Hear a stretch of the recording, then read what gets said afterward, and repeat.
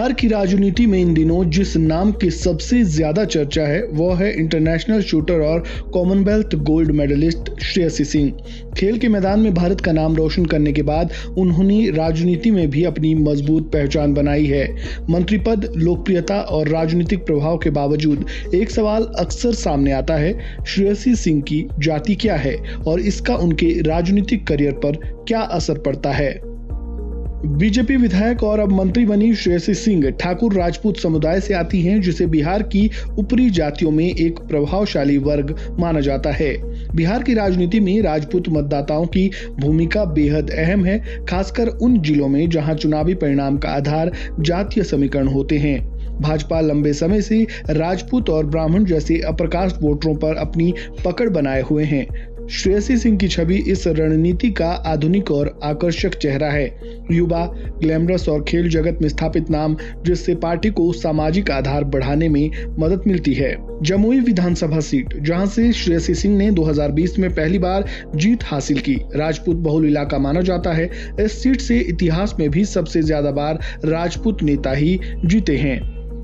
ऐसे में स्वाभाविक था कि श्रेयसी को इस जातीय गणित का फायदा मिला, लेकिन जमुई का सामाजिक ढांचा सिर्फ राजपूतों तक सीमित नहीं है। यहाँ यादव और मुस्लिम वोटर भी बड़ी संख्या में है। ऐसे में श्रेयसी की बड़ी जीत ये भी बताती है कि उनका प्रभाव केवल जातिगत वोटों तक सीमित नहीं रहा, बल्कि उन्होंने व्यापक समर्थन हासिल किया है। 2025 के विधानसभा चुनाव में बीजेपी प्रत्याशी के रूप में श्रेयसी सिंह ने आरजेडी के मोहम्मद शमशाद आलम को 54,498 वोटों के भारी अंतर से मात दी।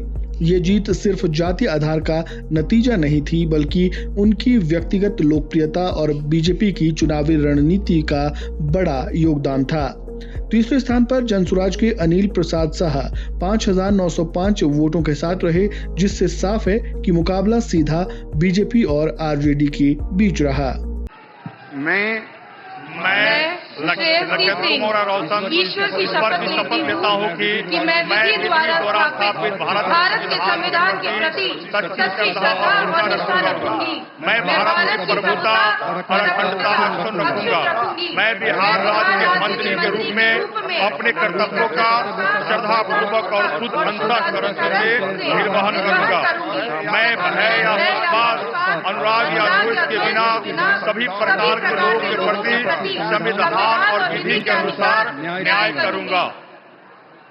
मैं नरेंद्र कुमार रोशन ईश्वर की शपथ लेता हूं कि जो विषय बिहार राज्य के मंत्री के रूप में मेरे विचार के लिए लाया जाएगा अथवा मुझे ज्ञात होगा, उसे किसी व्यक्ति या व्यक्तियों को तब के सिवाय जबकि ऐसे मंत्री के रूप में अपने कर्तव्यों के सफल निर्वहन के लिए ऐसा करना अपेक्षित हो, मैं प्रत्यक्ष अथवा अप्रत्यक्ष रूप से संसूचित या प्रकट नहीं करूंगा।